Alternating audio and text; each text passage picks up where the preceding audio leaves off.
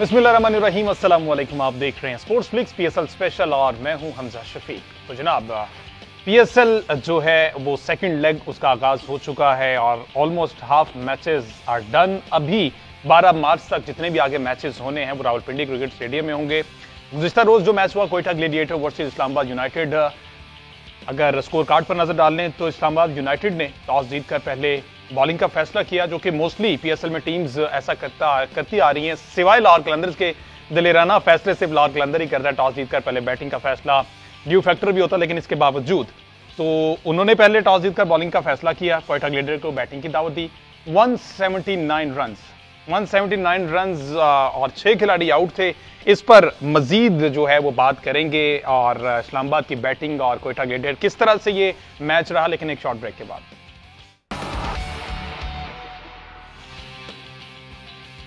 तो जनाब, बात हो रही थी Quetta gladiator versus Islamabad United, जो गुज़िश्ता रोज रावलपिंडी क्रिकेट स्टेडियम में मैच हुआ। इस्लामाबाद ने टॉस जीतकर पहले बॉलिंग का फैसला किया। स्कोर कार्ड पर अगर नजर मार रहे हैं तो कोयटा ग्लेडिएटर ने 179 रन बनाए, 6 खिलाड़ी उनके आउट हुए और जवाब में इस्लामाबाद यूनाइटेड 183 रन बनाने में कामयाब हुए और उनके 8 खिलाड़ी आउट हो चुके थे। तो नजीब जो जदरान है 59 रन बनाए उन्होंने। मोहम्मद नवाज ने अच्छा कंट्रीब्यूशन किया कोयटा 52 पर।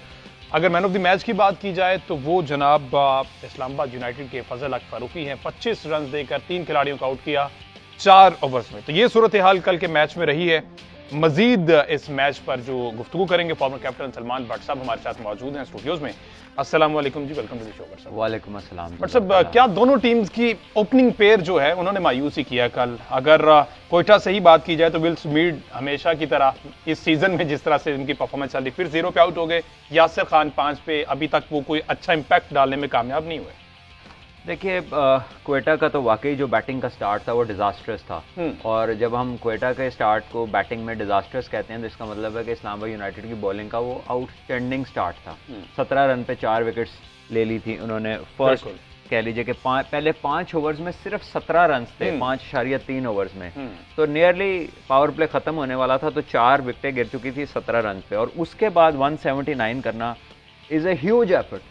यानी कि ये आउटस्टैंडिंग एफर्ट है कि अगर कोयटा के हाथ में एक ऐसा कोई लैंप होता है जिससे जिन निकल के पूछता कि आप क्या ख्वाहिश है आपकी, तो वो कहता है यार 150 करा दो, बड़ी बात होगी। तो उसके ऊपर 129 हो गया, यानी कि 179 हो गया। So this is a huge boost from them. और उसमें ऑब्वियसली नवाज बहुत शानदार खेले। नवाज के साथ नजीब की इनिंग्स जो थी वो बड़ी कह लीजिए मीनिंगफुल थी, बड़ी सब्सटैंशियल थी यहाँ तक। और फिर आखिर में जो ये बेड़ा पार लगाया है 170 के एक्सेस में लेकर गए हैं, वो कमाल की जो नॉक थी वो उमर अकमल की थी, जिसमें उन्होंने थोड़ी सी झलक दिखाई है कि ये होते हैं उमर अकमल, ये होते थे उमर अकमल। और आई थिंक कि even at worst of his fitness and at no quality cricket जिसको वो खेल के यहाँ तक आए हो, क्योंकि वो तो ग्रेड 2 में उन्हें खिला रहे थे, ग्रेड 1 भी नहीं खेलने दे रहे थे इनको पिछले 2 साल से। अच्छा, तो उसके बावजूद अगर पाकिस्तान के जो करंट बॉलर्स हैं, जिसमें हसन अली है, जिसमें फ़हीम अशरफ है और शादाब हैं और दूसरे हैं, स्पेशली फास्ट बॉलर की स्पिनर को तो उमर ने कल खेला नहीं, तो अगर वो उससे बचने की कोशिश कर रहे थे, यानी कि वो उसको ऑप्शन से बार बार वाइडे कर रहे थे कि कहीं इसकी रेंज में ना हम आ जाएं, और 14 बॉलों में उसने 43 किया, तो यू कैन वेल इमेजिन कि अगर वो अपनी 50% फिटनेस ठीक कर ले और जरा रेगुलरली सीरियसली क्रिकेट खेले तो वो क्या कर सकते हैं। Comeback Pakistan cricket. कमबैक तो मैं कहता हूँ जी खाली मैदान पड़ा है। मेरा तो ख्याल है कि जो पाकिस्तान के प्लेयर्स ऑलरेडी थे, जिसमें आसिफ अली थे, जिसमें खुशदिल हैं, जिसमें हैदर अली हैं, तो ये तो इजीली 3 बंदे रिप्लेस हो सकते हैं, आजम खान से, उमर अकमल से और इमाद वसीम से। बिल्कुल ठीक है ना, क्योंकि ये तीनों फिर भी आपको इस पीएसएल में ही उनका फर्क नजर आ रहा होगा। बाकी तो आसिफ और खुशदिल तो आते ही ऐसे नंबर पे ना कि 7-8 बॉलर आ जाएं। अगर वो पहले आ जाएं तो कल भी आए थे पहले, हमने देखा कि वो ज्यादा ओवर्स खेलने की कैपेसिटी नहीं रखते काफी सारे प्लेयर्स। कोयटा की अगर बैटिंग देख लें मजीद जरा क्लियर हो जाएगा। इफ्तिखार को भी देख लेंगे उसमें, और नवाज और उमर अकमल ने किस तरह से कंट्रीब्यूट किया वो जरा दिखा दें। तो जनाब, ये वो परफॉर्मेंस देखी एंड पर जिस तरह से उमर अकमल ने मैच को कंक्लूड किया है, वो बाकी जो 2 नवाज और जदरान ने जिस तरह से परफॉर्म किया है उसको कवर करके उमर अकमल सिर्फ 14 बॉल्स खेले, जिसमें 5-6 के व्हाट्सएप शामिल हैं उमर अकमल के, और शॉट सिलेक्शन अभी भी उनकी वही जिस तरह से जवान हुआ करते थे। 2 टर्म्स हैं क्रिकेट में बैटिंग में, एक स्लॉगर है, एक बैटर है। तो ये जो शॉट्स थे ये एक बैटर के थे। और जो बाकी जिनको हम पावर हिटर्स कहते हैं बेसिकली वो स्लॉगिंग करते हैं, क्योंकि उनके मखसूस एरियाज हैं, अगर उसमें बॉल ना मिले तो वो हिट लगा ही नहीं सकते। अगर आप उनकी स्ट्रेंथ से बाहर बॉलिंग शुरू कर दें तो वो बिल्कुल अजनबी लगते हैं आप क्रीज के ऊपर। यहाँ पर अगर आप इनका ग्राफ देखें तो ये फाइन लेग पे बाउंड्री से शुरू हो, मिड विकेट का छिक्का, स्क्वायर लेग का छिक्का, मिड ऑन पे हसन अली को छिक्का, कवर में फहीम अशरफ को छक्का, कवर पॉइंट के दरमियान से चौका, तो पूरी आपको एक रेंज मिलती है। और सिर्फ एक शॉट या 2 शॉट इसमें जो मिसिंग थे कि वो कट मार देते या थर्ड मैन पे खेल देते, और वो सिर्फ 14 बॉलें खेली हैं उन्होंने। सो बेसिकली 360 अगर आप प्लेयर्स की जिक्र करें तो वो इनकी रेंज इसमें नजर आती है। व्हाट्सएप ऐसा नहीं कि बहुत देर करी की मेहरबान थे आते, अब तो देखिए खत्म कर रहे हैं कोयटा वाले अपना सारा सेटअप जो है, और इस जगह पर परफॉर्म करना जब कोई फायदा नहीं है। वो तो आप कोयटा पे तो ये भी क्वेश्चन कर सकते हैं ना कि आपने इसको पिछले 3 तो मैच ही नहीं खिलाए। भाई आपके टोटल 6 मैच ही हुए हैं ना, 6-7 मैच हुए हैं, तो 6-7 मैचों में आपने 3 मैच तो उसको खिलाए ही नहीं है। और जिनको आप खिला रहे हैं, कभी ऊपर बारी दे रहे हैं, कभी नीचे बारी दे रहे हैं, कभी सेंटर में बारी दे रहे हैं कि कहीं चल जाए, कुछ कर जाए, उधर से आपको जवाब ही है। वो आगे से एक ही कहते हैं मतलूबा सहूलत जो है वो मुयसर नहीं है अनफॉर्चुनेटली। तो क्वेटा का जो प्रॉब्लम है वो definitely it is like using a team for personal gain. Unfortunately Umar Akmal claim बार बार करते हैं कि मुझे मौका नहीं दिया जाता, मैं परफॉर्म भी कर रहा हूँ। फिटनेस पर इतना अरसा अगर वो इससे बाहर रहे, फिटनेस पर काम नहीं किया उन्होंने। देखिए ऑब्वियसली इसका कोई एक्सक्यूज नहीं है, एक प्रोफेशनल का काम है अपने आप को फिट रखना, और ये उसकी लैकिंग है, और ये उसकी बड़ी सीरियस लैकिंग है, और इसी वजह से वो बाहर भी है। अगर वो अपने आप को फिट कर ले और वो नजर आए कि शेप में है, तो कितने लोग उसको इस जैसा प्लेयर जो है वो ड्रॉप करेंगे, वो आउटपुट ही चेंज हो जाएगी, डिफरेंट बिल्कुल कैटेगरी में आ जाएंगे। तो आई थिंक अगर वो भी अपने साथ इंसाफ करें, फिर दूसरों से अपने साथ इंसाफ की उम्मीद करें, तो उनके लिए रास्ता बड़ा आसान हो जाएगा। लेकिन सबसे पहले वो खुद से शुरू करें कि अपने पिछली वीडियोस देखें और आज के अपने आप को देखें शीशे के अंदर, और डिसाइड करें कि ये वाला उमर अकमल चाहिए या ये वाला उमर अकमल चाहिए, तो जवाब उन्हें खुद ही मिल जाएगा कि कौन सा वाला चाहिए। अब तो बात है अपने आप से खुद इंसाफ करने की। मेरा नहीं ख्याल कि उसके जैसी शॉर्ट रेंज और उसके जैसी क्वालिटी ऑफ बैटिंग किसी भी पावर हिटर में है, जितने भी हैं अभी के पाकिस्तान के अंदर मौजूद। और आजम खान जो हैं वो ब्रिलियंट बैटिंग कर रहे हैं हर मैच में। कल उन्होंने थोड़ा सा स्लो डाउन भी किया। देखें ना, अगर आप इस्लामाबाद यूनाइटेड को देखें तो उनके 7 ओवर्स में तो उनके 96 रन थे। बिल्कुल। तो उन्हें तो 6 की एवरेज से भी कम चाहिए था, और उन्होंने उस मैच को इतना मुश्किल बना लिया कि आखिरी ओवर में ले गए, 8 आउट हो गए, और पुअर शॉट्स, यानी कि एक भी बंदा ऐसी बॉल पे आउट नहीं हुआ जो आप कहें क्या बॉल कराया। आप ये कहेंगे यार ये क्या शॉट मारा है, इसकी जरूरत क्या थी, अब क्या जरूरत पड़ गई, तुम्हें क्या हो गया। ये वो सवाल हैं जो इनकी गिरती विकेटें देख के आप करते हैं कि यार इसको क्या जरूरत थी ऐसा करने की। अनफॉर्चुनेटली इनका जो मंत्रा है बैटिंग में वो है कि ये बस बड़ी हिटें मारते रहे, ये एक पेस से जाएं, ये अपने आप को इंग्लैंड के तर्ज पे क्रिकेट खेलने वाली फ्रेंचाइज शुमार करते हैं। और इनकी तमाम इस बैकग्राउंड जो इसके पीछे जिसको लेके खड़ी है वो बाहर के प्लेयर है। लोकली इन्होंने कुछ प्रोड्यूस नहीं किया आज तक, और जितने इनके बैट्समैन हैं वो उनमें से शादाब सबसे ऊपर बैटिंग पे आते हैं, और जिनको एज बैटर्स ये रखते हैं वो आते हैं जब 7, 8, 10 बॉलें 15 बॉलें रह जाएं तो उनका काम शुरू होता है। तो सरफराज अहमद ने भी व्हाट्सएप अपने आप को हर जगह ट्राई करके देख लिया, 6, 7वें नंबर तक भी चले गए, 3रे नंबर पर भी आके देख लिया। क्या टीम जब मुसलसल हार रही हो तो बीइंग अ कैप्टन ये प्रेशर होता है और उससे फिर अपनी परफॉर्मेंस भी डिस्टर्ब होती है? देखिए बात यह है कि रियलिटी बाइट्स।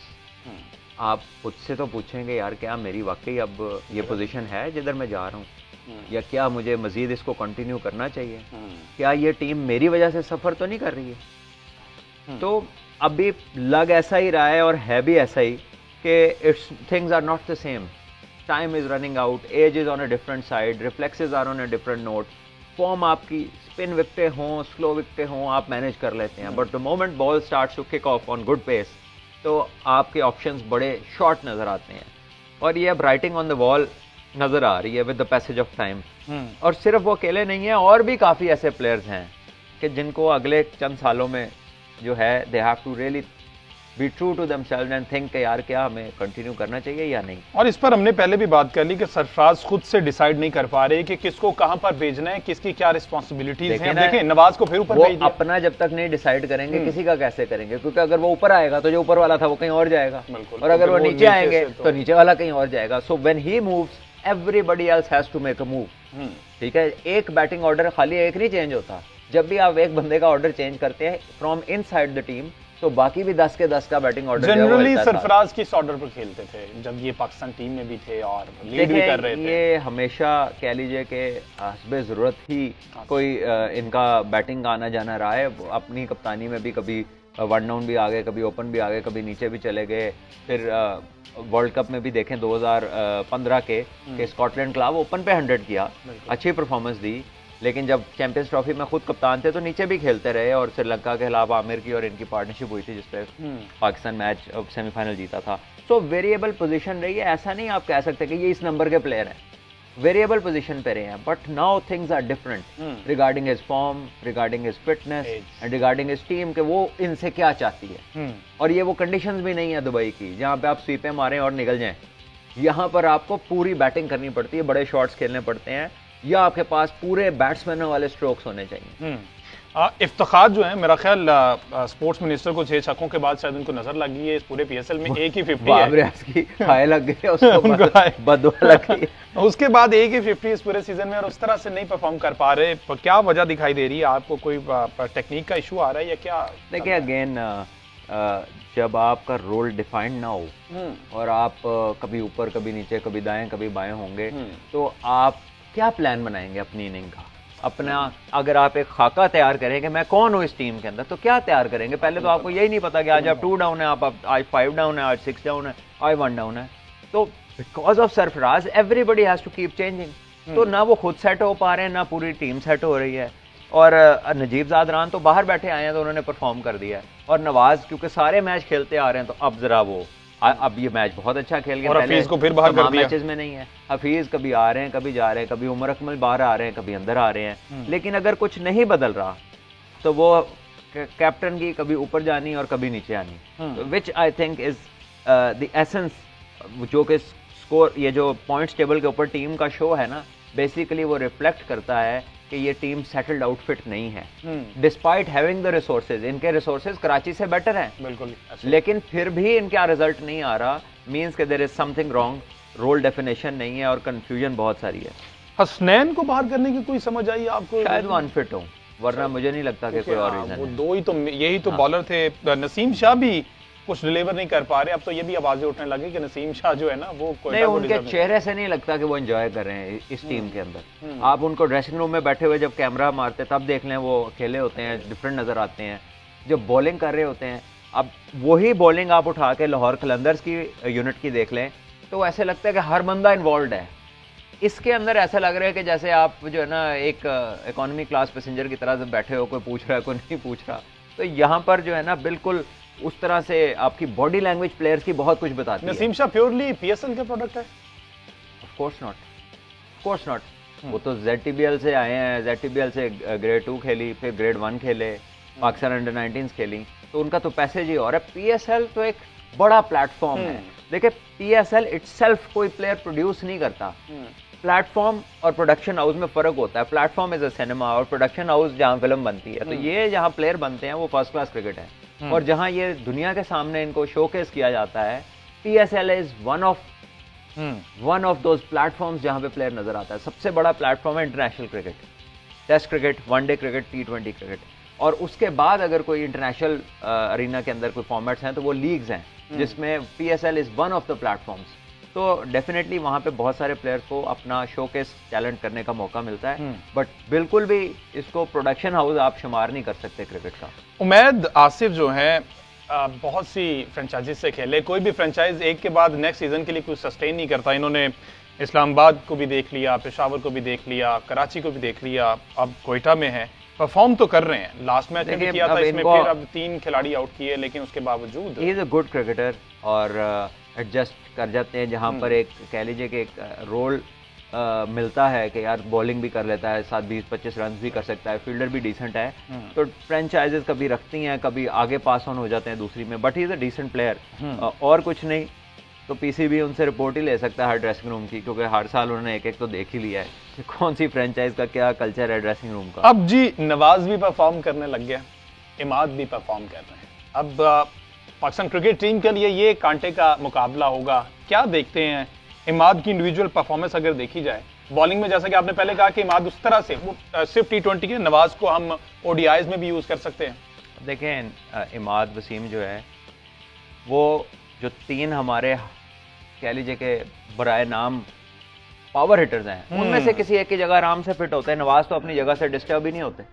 नवाज तो एज ए बॉलिंग ऑलराउंडर खेल रहे हैं ना, लेकिन इमाद तो बैटिंग ऑलराउंडर। आप उनके रन्स तो देखें, शॉट्स तो देखें, कंसिस्टेंसी का लेवल तो देखें, और कितना इजी रन्स कर रहे होते हैं। एक ऐसी टीम में जो फंसी हुई है, उसमें जब इमाद बैटिंग कर रहा होता है तो उसके चेहरे पे कोई पैनिक वाले असरात नहीं होते। चीज काम, और वो अपना काम बड़े तसल्ली के साथ करते हैं, और बहुत सारे ओवर्स भी खेल लेते हैं। शोएब मलिक के साथ बड़ी पार्टनरशिप्स भी उन्होंने लगाई और डोमिनेट किया उन्होंने बॉलिंग को। सो मेरा ख्याल है कि यही जो 3 स्पेसेस की मैंने बात की है, हैदर अली, आसिफ अली और खुशदिल, तो यहाँ पर आप रखें आजम खान, यहाँ पे आप रखें इमाद वसीम, और यहाँ पे आप रखें उमर अकमल को, तो खुद ही अंदाजा लगा लें आपके पास कितने ऑप्शंस हैं। अच्छा जी, पूरे पीएसएल में जो टीम्स के कैप्टन्स हैं स्ट्रगल कर रहे हैं सिवाय इमाद वसीम के। इमाद वसीम कहीं ना कहीं शायद बॉलिंग में कर रहे हैं।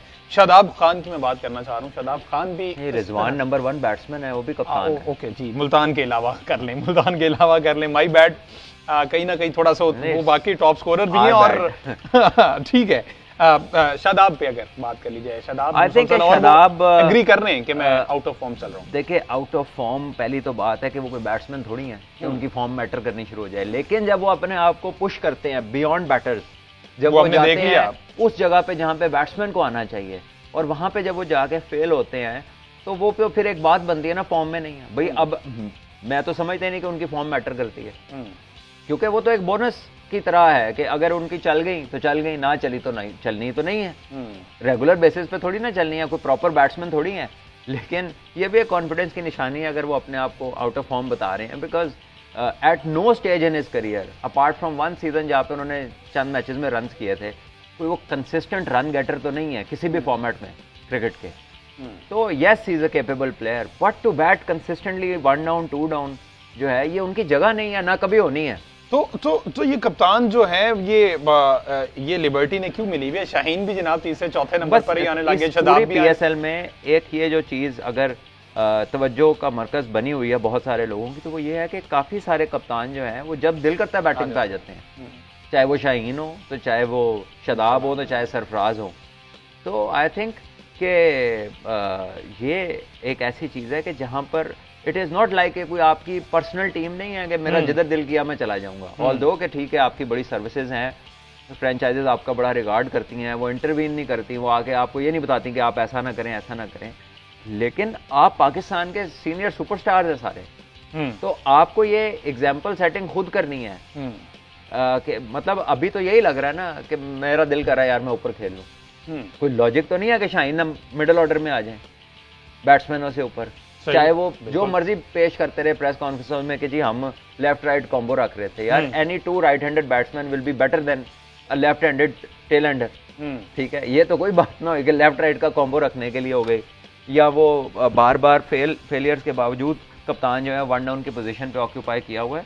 तो this does not send a good message. ये ऐसा लगता है कि जैसे पर्सनल परफॉर्मेंस का बार बार आप अपने आप को मौका दे रहे हैं किसी और को मौका डिनाई करके। फहीम अशरफ को कम बैक करते देख रहे हैं आप पाकिस्तान टीम के लिए एज ऑलराउंडर, कुछ जगह बनती नजर आ रही है बीच में कहीं?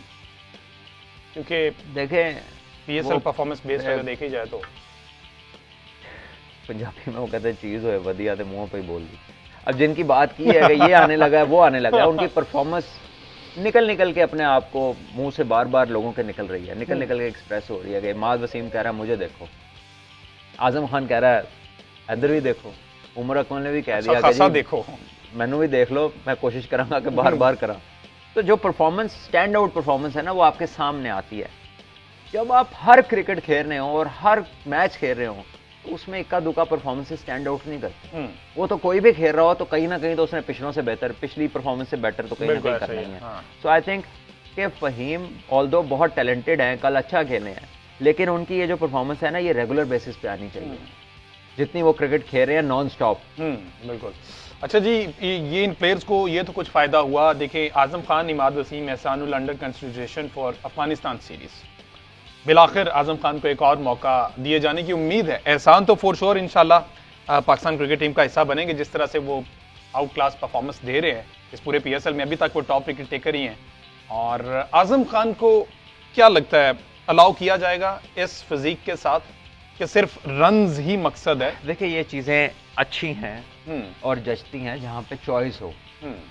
आप कपड़े का साइज देख रहे हैं और ये तो देखें अंदर जाके कोई करता क्या है। या तो आपके पास फिट प्लेयर्स हों जो उससे अच्छा खेल रहे हों, या उस जैसा भी खेल रहे हो तो आप कहेंगे नहीं क्योंकि ये फिट हैं तो ये अंदर रहेंगे।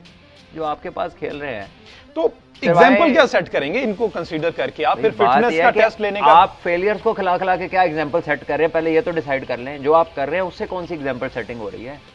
जो प्लेयर आप खिला रहे हैं, जो वर्ल्ड कप में जाके बेंच पे बैठ गए थे 3 साल खिला के, उनमें से आप एक 50 स्कोर नहीं निकाल सके 3 सालों में, तो आप कौन सी एग्जाम्पल सेटिंग की बात कर रहे हैं? एग्जाम्पल सेटिंग तो यही है ना कि भाई कोई कर रहा है परफॉर्मर तो हम उसको नहीं हिलाएंगे जब तक आप उससे बेहतर नहीं हो जाते हर लिहाज से। तो जब वो बंदा खेलने वाला कुछ कर ही नहीं रहा तो बाहर वाला कहेगा कि मैं रंजी इससे इतने ज्यादा कर देता हूँ, ये क्या मेरे कपड़ों का साइज या मेरी फिटनेस पे क्या बात करते हो आप?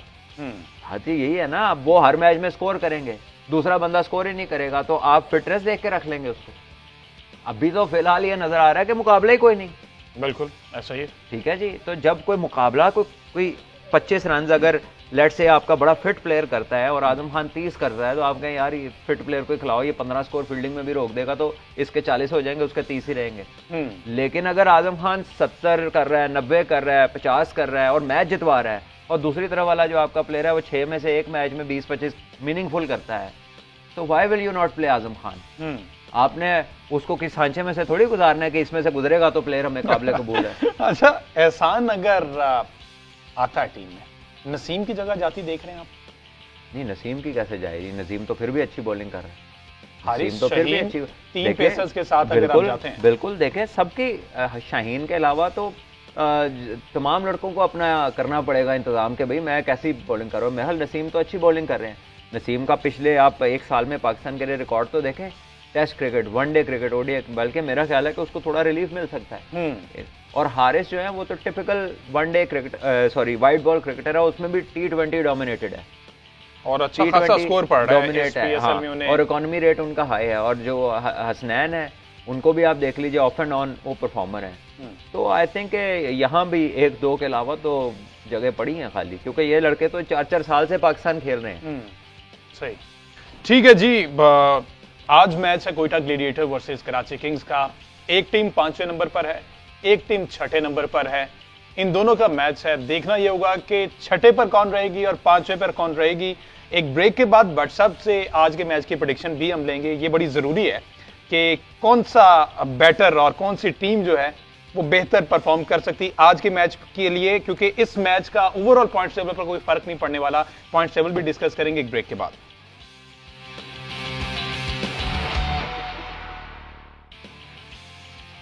वेलकम बैक जी। आज के मैच पर गुफ्तगू करनी है, बात करनी Quetta gladiator versus Karachi Kings. Quetta का मैच तो हमने डिस्कस कर लिया इस्लामाबाद के साथ, कराची के साथ मैच है। कराची का पॉइंट्स टेबल पर अगर नजर मार लें, पॉइंट्स टेबल कराची मेरा ख्याल 5वें नंबर पर मौजूद है और कोयटा 6ठे नंबर पर है। कोयटा के भी 3 मैचेस बाकी हैं और कराची के 2 मैचेस हैं। और कराची की थोड़ी सी बेहतरी हुई है लास्ट टाइम, अगर लास्ट सीजन की बात की जाए, इस तरह से बेहतरी हुई कि लास्ट सीजन में कराची 9 मैच आ रहा था, इस सीजन में कराची 8 मैच आ रहा है। तो ये 6 मैच आ रहा है, अब 6 मैच हारा है। ठीक है, 8 में से टोटल 6 मैच हारा है और 2 जीता, टोटल 8 हुए हैं। फर्दर अभी 2 मैचेस बाकी हैं, उस पर मजीद पता चल जाएगा। लाहौर फिलहाल टॉप पर है, क्वालिफाई कर चुका है। इस्लामाबाद टॉप पर है, क्वालिफाई कर चुका है। अब मुल्तान सुल्तान ऑलमोस्ट क्वालिफाई कर गया। पेशावर और कराची का थोड़ा सा पलड़ा जो है वो डगमगाता दिखाई दे रहा है, लेकिन आज के मैच के बाद क्लियर हो जाएगा कि कराची नेक्स्ट राउंड के लिए कहीं ना कहीं उसकी उम्मीदें बहाल होंगी या नहीं। बट सब क्या देख रहे हैं आप कोयटा और कराची जो मैच है आज के मैच में, दोनों को डू और डाई मैच? देखिए, दोनों के हालात खराब है और दोनों की तरफ से कोई इंस्पिरेशनल परफॉर्मेंस नहीं आ पा रही। कोई ऐसी चीज नहीं दोनों टीमें करें कि जिससे ये फीलर भी आए कि यार नहीं शायद ये दूसरे से आगे निकल जाएगी। तो ये तो बिल्कुल ऐसे ही है कि जैसे म्यूजिकल चेयर है और एक कुर्सी रह गई है और 2 लोग हैं और मतलब समझ लें वो कुर्सी भी नहीं है जो पड़ी होनी चाहिए। दोनों ही तैयार नहीं है बैठने को, क्योंकि दोनों की परफॉर्मेंसेस से ऐसा नहीं लग रहा कि ये एंड में, मुझे लगता है आखिर मुकाबला जो है ना, अगर कोई हैरान कुन मौजा ना हो गया तो ये मुकाबला 5वें-6वें का ही होगा। 5वें-6वें का ही है। तो और वैसे क्या लग रहा है जो अभी है 5वें पे कराची, 6ठे पे कोयटा, लास्ट कोयटा की परफॉर्मेंस देख के लग रहा है कि कोयटा ही शायद 6ठे पे रहेगा। देखिए ऑब्वियसली क्वेटा को हमने काफ़ी डिस्कस किया, इनके जो प्रॉब्लम्स हैं वो राइटिंग ऑन द वॉल है, और इसमें कन्फ्यूजन है, क्लैरिटी नहीं है, रोल डेफिनेशन नहीं है, और कह लीजिए कि जिसका काम जिसको साजे वो चीज़ मिसिंग है इस टीम के अंदर। यहाँ पर ऐसा है कि किसी तरह स्कोर कर ले कप्तान, ऊपर चला जाए नीचे चला जाए, which is wrong. I think कि वहाँ पर आपको एक देखें ना, किसी अब नवाज आज इफ्तिखार से ऊपर आ गए, इफ्तिखार उससे नीचे आ गए, फिर उमर अकमल खेल रहे हैं तो वो आ रहे हैं कोई अंदर 4 विकेट गिरने पे, फाइनल नहीं हो रहा है, किसी को कुछ पता ही नहीं है कि हमने क्या करना है। तो ऐसे में फिर टीमों का जीतना जो है वो मुश्किल होता है। हेड टू हेड अगर देखा जाए तो कोयटा ग्लेडिएटर्स जनाब 9 मैचेस खेलकर कराची से जरा ऊपर है, उनका पलड़ा कराची पर भारी है। कराची ने 5 मैचेस जीते हुए, और लास्ट मैच भी इस पीएसएल में जो कराची और कोयटा का मैच हुआ था उसमें भी कोयटा अच्छे रन से ये जीता था। लेट्स सी आज के मैच में क्या होता है। अगर कराची की बात की जाए, बॉलिंग में आमिर की वापसी हुई जिससे थोड़ा बहुत फायदा तो उन्हें हुआ, मिस कर रहे थे, उसके साथ साथ आकिब जावेद परफॉर्म कर रहे हैं, तो बॉलिंग फिर भी काबिल कबूल है कराची की। बैटिंग में अभी भी कुछ अगर आप बॉलिंग देखते हैं तो फिर तो अगर स्पीडस्टर्स देखने आपने विकेट टेकर तो नसीम शाह और हसनैन तो इनके पास है, जो कोयटा ग्लेडिएटर्स के पास है। तो ऐसे में आई थिंक कि नवीनुल हक जो अफगानिस्तान के है, चेंज ऑफ पेस उनका भी अच्छा है, वो भी डिसेंट बॉलिंग करते हैं। फिर नवाज है उनके पास, तो ये 4 बॉलर तो इंटरनेशनल खेल रहे हैं क्वेटा में, लेकिन उनकी आउटपुट नहीं, उनकी डिलीवरी वो नहीं हो रही जो होनी चाहिए। अगर आप कराची की बॉलिंग देखें तो सिवाय आमिर के उनके पास तो कोई बॉलर ही नहीं है जिससे आपको थ्रेट फील हो गया यार ये आउट ना कर जाए। ठीक है, शमसी ने एक मैच में आउट किए हैं, वरना उसके अलावा देखें माज वसीम एट टाइम्स पूरे ओवर नहीं करते। ठीक है, आमिर यामीन है, वो कोई ऐसा थ्रेट तो नहीं है किसी भी बैटिंग साइड को। तो एक आमिर का लीथल है नया बॉल के, अगर वो उस पर आप विकेटें ना दें तो बाकी बॉलिंग तो कराची की आई थिंक बड़ी लेस इफेक्टिव है देन क्वेटा। अनफॉर्चुनेटली आउटपुट सफर कर रही है इनकी डिसीजन मेकिंग की वजह से दोनों तरफ। हैदर को खिलाना चाहिए आज का मैच, एक और मौका देके देख लेना चाहिए। देख ले भाई, क्या बात यह है कि कोई बैट्समैन फेल हुआ है जिसकी जगह हैदर को खिलाना है कराची में। जो उसकी जगह आए थे तैयब ताहिर तो रन्स किए हुए हैं, ठीक है, और इमर्जिंग की जगह वो खेल नहीं सकते। इमर्जिंग की जगह अगर न्याजी बाहर होते हैं तो फिर कासिम अकरम अंदर आएंगे। तो किस बैट्समैन की जगह आप उन्हें खिलाना? कासिम की वैसी जगह बनती देख रहे हैं आप उनको? आई थिंक अब आपने 8 मैच न्याजी के साथ खेल लिए हैं और उनकी तरफ से कोई खातिर खा परफॉर्मेंस अगर नहीं आती तो आप कासिम को 2 मैचेस दे सकते हैं। इमर्जिंग प्लेयर्स हैं, दोनों यंग हैं। मैथ्यू वेड को आज भी देख रहे हैं, कभी वो ओपनर कभी वो 6-7वें नंबर पर।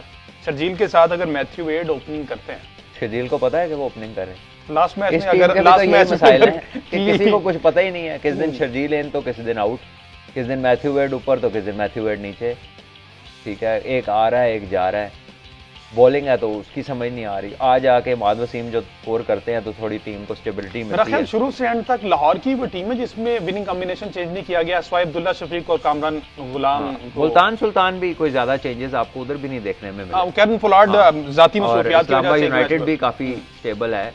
ज़ल्मी ऑल्दो के वो मैच हारे हैं लेकिन वो भी कोई बहुत ड्रास्टिक चेंजेस उनमें भी नहीं नजर आए। इस्लामाबाद के लिए, उसके मुल्तान के लिए एक और अच्छी बात कि टीम डेविड ने ज्वाइन कर ली है टीम को, मजीद तगड़ी टीम। बिल्कुल, मजीद उनकी बैटिंग पावर हाउस जो है वो स्ट्रांग हो गया।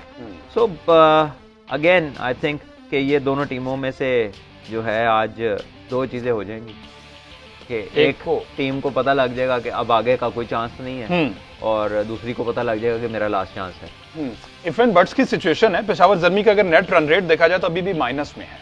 पेशावर ज़ल्मी को मेरा ख्याल बहुत ज्यादा इजी लिया हुआ है, उनको भी जरा सोचना चाहिए अपनी पोजीशन पर और जिस तरह से वो परफॉर्म कर रहे हैं। कोई देखिए खातिर का परफॉर्मेंस नहीं है, तो फिर भी 50% रिकॉर्ड है, 6 में से 3 जीते हुए हैं।